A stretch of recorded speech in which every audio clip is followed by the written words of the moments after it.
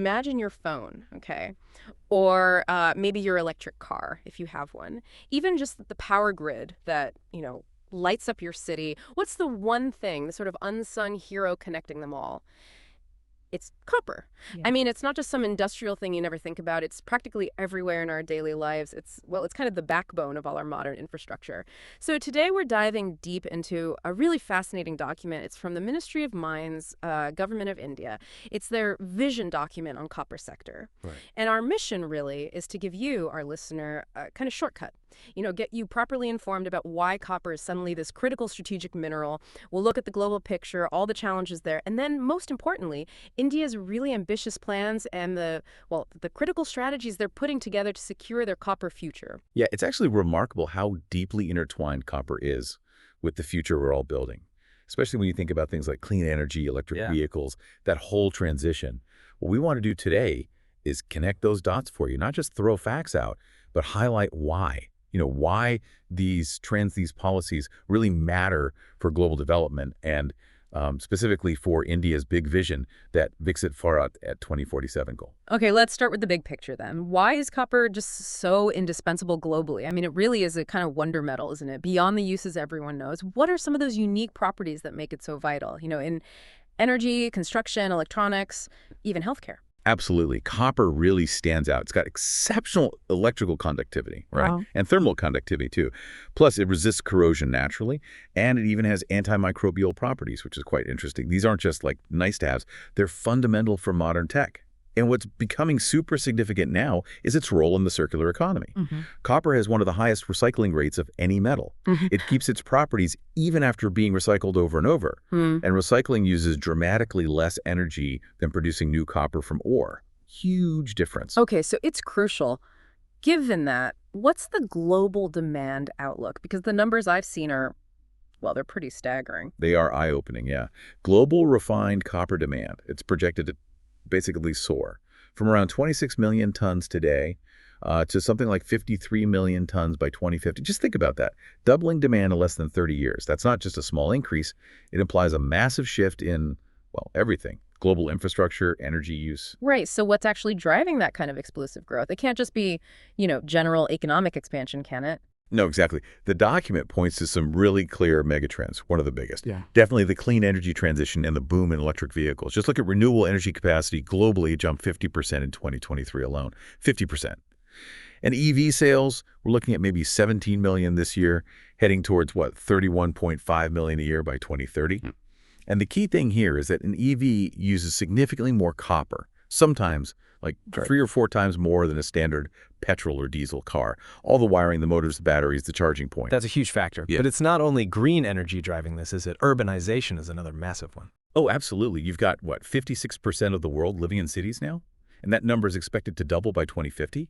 All those new cities, expanding cities, they need immense amounts of infrastructure. Think huge projects like China's Belt and Road or the G7's Global Infrastructure Plan, the B3W. And here's something maybe less obvious. Even AI is becoming a copper driver. Seriously. The rise of AI means more data centers, bigger data centers, and they need a lot of copper. That demand is projected to jump from maybe less than 1% today to maybe 6 or 7% of total copper demand by 2050. Our whole digital future is going to be incredibly copper intensive, it turns out. That's a really fascinating connection I hadn't quite grasped. So, okay, massive demand coming. What about the supply side? What are the big hurdles globally? Because I'm guessing it's not just a case of digging more holes. You're absolutely right. It's way more complex. We're seeing declining ore grades pretty much everywhere. That means you have to dig up and process more rock to get the same amount of copper, more effort, more energy. Then there's stricter environmental rules, which are necessary, of course, but they can definitely slow down new mining projects. And then you have this thing the document calls resource nationalism.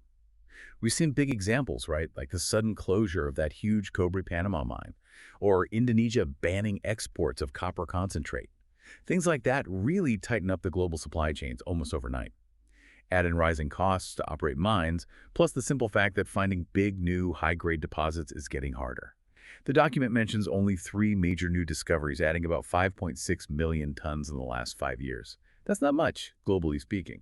So companies are shifting focus, putting more exploration money into areas around existing mines, even if the grades aren't as good. So if new big mines are rare, where does most of the mined copper actually come from now? And how does it get refined and shipped around. Okay, so for mine production, Chile is the undisputed king. They account for about 23% of global output. Then you've got Peru at around 12%, and China actually mines about 8%. Latin America as a whole is huge, about 39%. But here's the really crucial dynamic. Latin America digs it up, but China dominates the refining. They produce over 45% of the world's refined copper. 45%. Just China. Yeah, and Asia overall accounts for 60% of refined production. Get this. 7 out of the world's top 8 largest copper refineries by capacity are in China. So it's not just about output volume, it's about controlling that crucial middle step in the value chain. It gives China immense leverage, even though they don't have the biggest mining reserves themselves. And this shapes how everything moves. Chile and Peru export about half the world's copper ore and concentrate. And where does most of it go? China. They import 65% of that global ore and concentrate trade, and 40% of refined copper imports too. India, just for comparison, imports only about 2% of the global copper concentrate. Quite a difference. It's a very, very concentrated supply chain then. Okay, sticking with production for a moment, what about the environmental side? Extracting and processing all that copper must be incredibly energy intensive. Are there efforts to reduce the footprint? Oh, definitely. It is energy intensive. The document points out that something like 73% of the copper industry's emissions come from the mining and the initial processing stage, the beneficiation. And a lot of that is down to using carbon-intensive electricity sources. But there are some really significant green initiatives happening, like Antofagasta's Zaldívar mine in Chile. It now runs entirely on 100% renewable energy. That alone saves about 350,000 tons of CO2 a year. We're also seeing more adoption of energy-efficient tech, like high-pressure grinding rolls known as HPGRs. They use less energy during the crushing and grinding part of the process. That's good to hear. Definitely a step in the right direction. But beyond digging it out of the ground, what about secondary copper? Recycling. How big a role is that playing, and how important will it be going forward?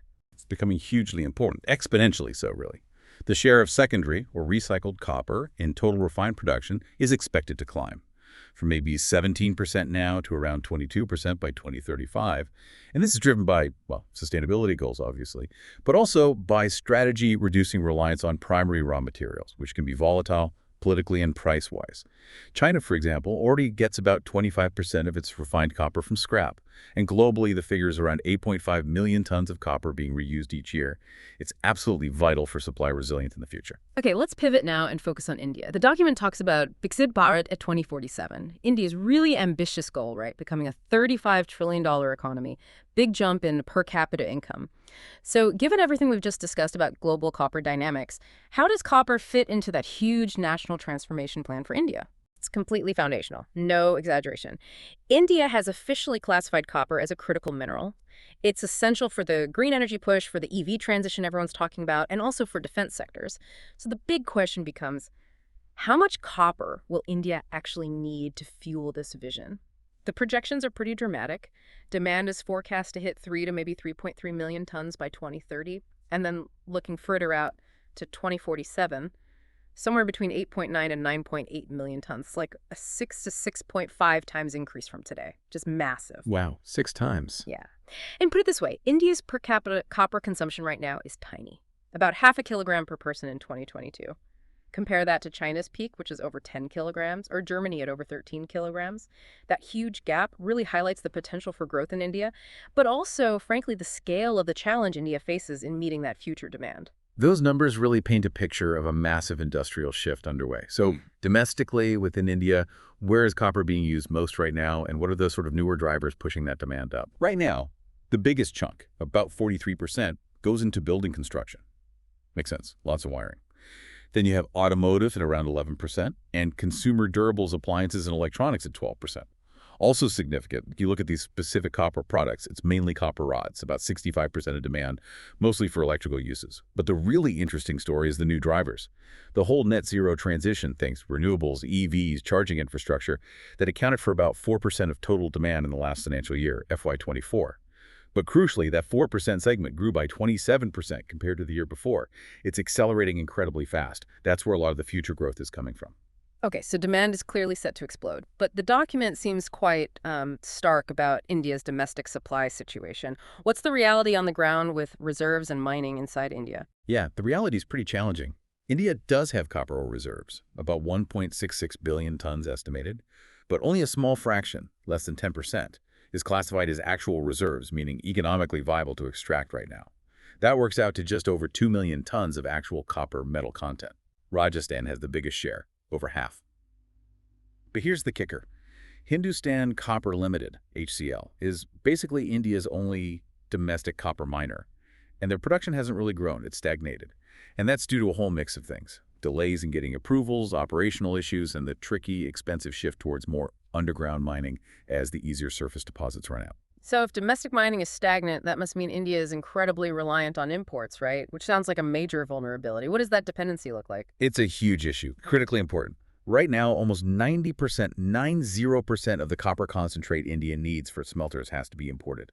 And that's projected to rise to maybe 95% by 2030.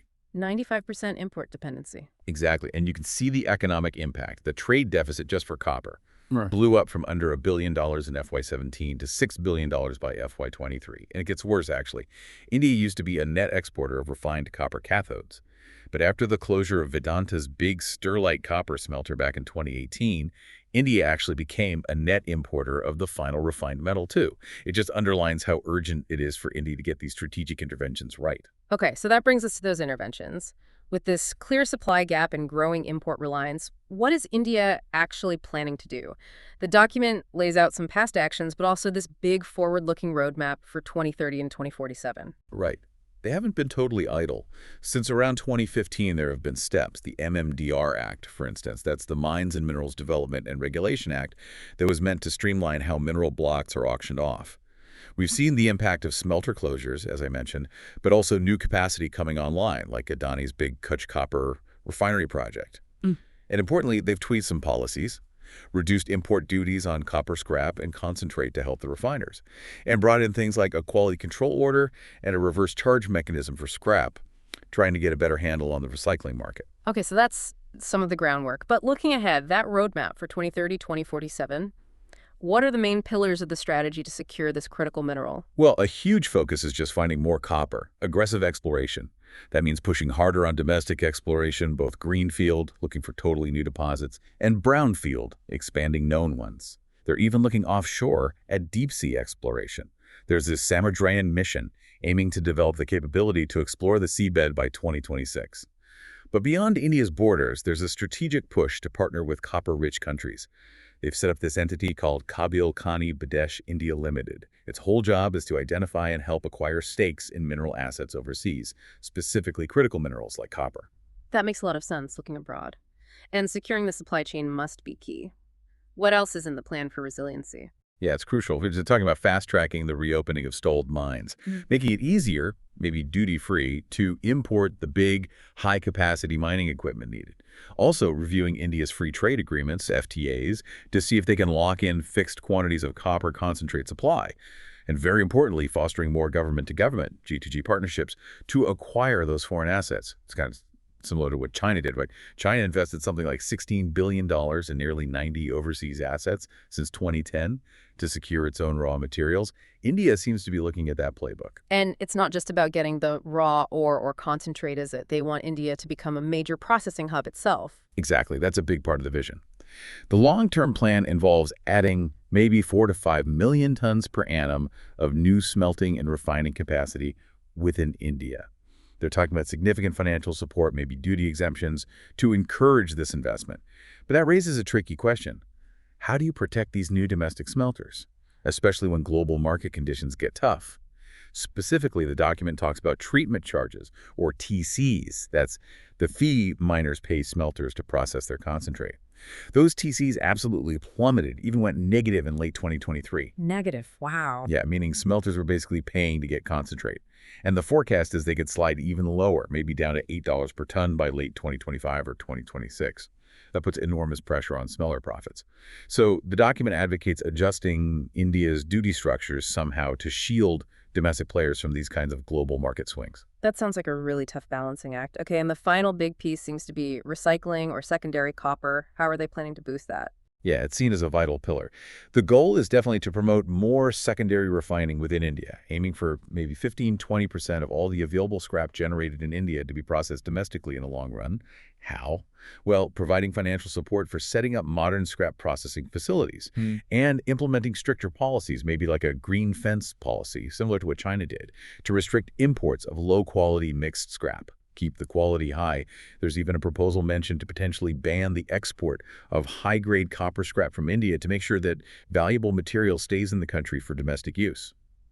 So as India develops these strategies, who are they kind of looking at? Benchmarking it. hmm What lessons can they take from global leaders like, say, China or Japan? Well, they definitely look at them. It's all about learning from those who've, well, navigated this already. China's dominance, as we discussed, isn't just its sheer scale and refining going from 500,000 tons to 11 million tons incredible. It's also those huge overseas asset buys, that $16 billion investment. And they're really strict scrap import rules demanding over 92% copper content, basically cleaning up the global scrap market. Japan is interesting too, not a big miner, but they have stable demand and very strong recycling laws. They had a home appliance recycling law way back in 2001, and Japanese companies are smart about strategic joint ventures in foreign mines, like Mitsubishi having a stake in the giant Escondida mine in Chile. And when you put India next to that, well, the contrast is pretty clear.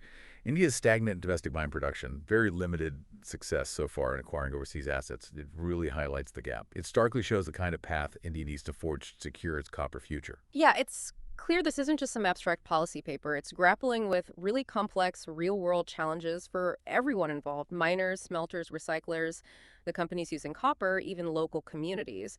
What are some of the main sort of pain points identified for these different groups? The document touches on the sheer breadth of the difficulties. For miners in India, it's things like the often lengthy and complex auction process for mineral blocks, plus the fact that many remaining domestic reserves are lower grade or harder to access. That directly hits their ability to ramp up production. For smelters, it's regulatory hurdles, that heavy dependence on imported raw materials we talked about, maybe a lack of sufficient capital incentives, and facing intense price competition from imported refined copper. Secondary producers, the recyclers, they struggle with a lack of standardized guidelines for scrap collection and processing and often inadequate infrastructure to do it efficiently and cleanly. And then for the end users, the manufacturers making wires, pipes, electronics, it often comes down to volatile prices and ensuring they get consistent, high-quality copper. It really is a challenge across the entire ecosystem, needing coordinated solutions. So let's try and bring it all back home then. We've heard India's refined copper consumption could grow, what, 5 or even 6 times by 2047? That makes this kind of strategic planning not just important, but absolutely essential for the country's future. Absolutely. The key takeaways from this whole vision document seem crystal clear. India has to aggressively boost its domestic exploration efforts. It has to get better at securing foreign copper assets.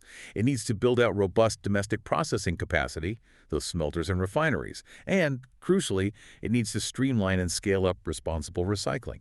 These aren't really optional extras if India wants to meet that massive projected demand and achieve its broader economic and technological goals. They seem pretty non-negotiable. So what does all this complex planning and strategy mean for you, our listener? Well, ultimately, these ambitious moves are designed to ensure there's a stable supply of copper for all the technologies and infrastructure that are going to shape your future here in India. It's about building a more sustainable, more self-reliant nation. The document talks about needing to build maybe 1 million tons of new copper refining capacity every 5 years just to keep up.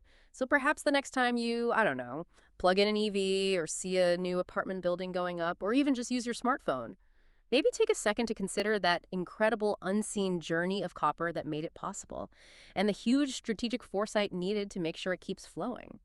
It leaves you wondering, doesn't it?